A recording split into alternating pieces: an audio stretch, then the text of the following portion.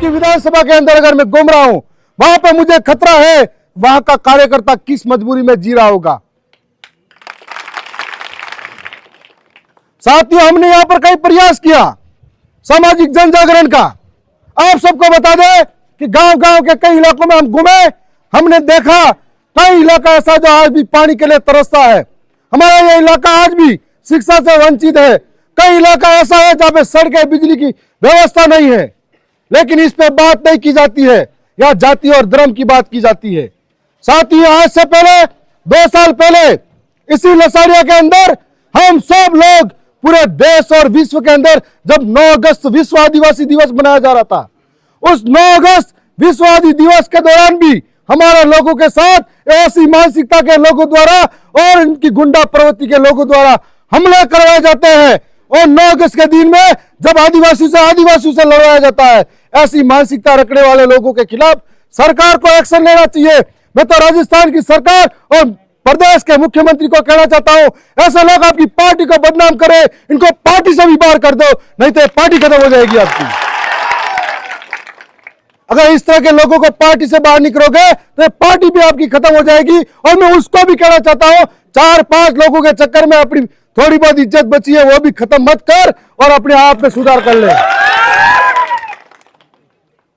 आज आप सब तमाम साथी यहां पर आए हो, इस पीड़ा को समझ रहे हो, और इस पीड़ा को समझ रहे हो कि एक जनप्रतिनिधि आदिवासी है, उसके साथ में किस तरह की घटना रोज हो रही है।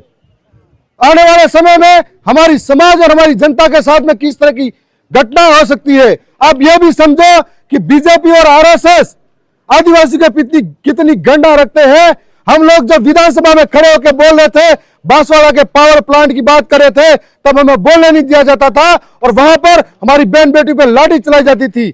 हम लोग जब इतने मजबूर हैं, आज समय है हम सबके पास में कि आने वाले समय में लोकतांत्रिक तरीके से इन बाहरी ताकतों को कमजोर करना है। और कमजोर करना है तो हमको संवैधानिक रूप से वोट का अधिकार दिया है, उसके माध्यम से कमजोर करना है। यह बात हमको समझना पड़ेगा।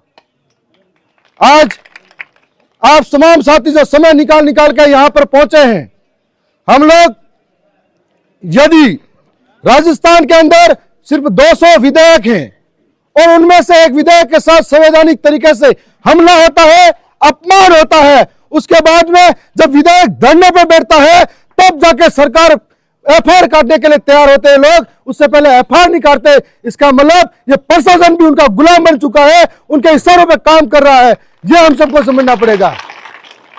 और जब एफआईआर काटते हैं तब इंतजार करते हैं कि वो भी सामने से आए एफआईआर दे, तब हम काटेंगे। अगर एक विधेयक की एफआईआर काटने में इतनी देरी होती है, हम समझ सकते हैं कि यहाँ की जनता के साथ में कितना बड़ा धोखा, अपमान किया जा रहा होगा, कितना प्रताड़ित किया जा रहा होगा। यह बात हम सब समझ सकते हैं। तो इसलिए हम सबको ये तानाशाही जो रवैया है, अंधी बहरी गूंगी सरकारें हैं, इनके कान के पर्दे खोलने हैं। तो लोकतांत्रिक और संवैधानिक तरीके से लड़ाई हम जारी रखेंगे। यह सब हम आप कहना चाहते हैं। साथ में एक बात और सरकार को कहना चाह रहे हैं, प्रशासन को कहना चाह रहे हैं और भजनलाल सरकार को भी कहना चाह रहे हैं, आप ऐसी नियमावली बनाइए जो एक विधायक को कहां का सरकारी कार्यालय में उपस्थिति दे सकता है। साथ में यह भी कहना चाहते हैं, इस कार्यक्रम के अंदर ये प्रशासन के लोग मेरे साथ थे, इनके सामने चिल्ला के बोल रहा था, ये हमारे जिलाध्यक्ष को मारपीट कर रहे हैं, मेरे साथियों के साथ मारपीट कर रहे हैं, उनको बचाओ। यूं कोई देखने को तैयार नहीं था। ऐसे वक्त में हम लोगों को वहां से बाहर निकाला जाता है, तब हम कहते हैं कि दोनों पार्टी को बाहर निकाल दो और कहते हैं कि यहां पर कोई उद्घाटन कार्यक्रम अब नहीं होगा। लेकिन मिली जुली सरकार, मिला जुला प्रशासन, उनके इशारों पे काम करने वाला प्रशासन, जो लोग शामिल हैं वो सारे निलंबित नहीं होते हैं, तब तक धरना जारी रहेगा।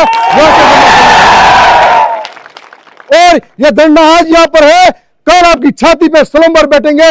आपको यह कहना चाह रहे हैं, अगर धरना आप जो तमाम साथी हो इस बड़ी बारिश के अंदर भी घर से निकल के आए, घर का काम छोड़कर आए हो, मैं आपसे भी वादा करता हूं, जिस तरीके से सड़कों पर बैठा संघर्ष कर रहा हूं एक न्याय और अधिकार के लिए, आपके भी जब भी जरूरत पड़ी संघर्ष में साथ देने की, मैं आधी रात में आपके लिए भी तैयार खड़ा मिलूंगा। आपको कह रहा हूं। मैं उन तमाम साथियों का भी धन्यवाद करता हूं जो बांसवाड़ा से आए, डूंगरपुर से आए, सोलंबर से आए, उदयपुर से आए। और कल हम लोगों के साथ न्याय नहीं होता है तो हमारे कई ऐसे जनप्रतिनिधि है, जो विधायक हैं, वो भी हमारे धरनों में शामिल होंगे। मैं पुनः आप सबका धन्यवाद करता हूं, जोहार करता हूं और एक निवेदन भी करता हूं। वो लोग हमको उकसाने की कोशिश करेंगे, वो लोग हमको गलतियां करवाने की कोशिश करेंगे, लेकिन मर्यादा में रहकर हमको कमेंट करना है, मर्यादा में रहकर हमको कुछ बोलना है। हमको गाली गलौज नहीं करनी है, क्योंकि वो असभ्य भाषा बोल सकते हैं, लेकिन हम आदिवासी अनुशासन में रहने वाले, उनको ये भाषा बतानी है कि हम सम्मान से बोलेंगे, अनुशासनहीनता नहीं करेंगे। आप सबसे यही विशेष अनुरोध है कि वो गलतियां करवाने के बाद में तमाम साथियों पर मुकदमा लगवाने की कोशिश करेंगे, इसलिए इस बात का विशेष ध्यान रखना है। पुनः आप सबका जोहार। खूब खूब आभार, जोहार। एक बार नारा हो जाए।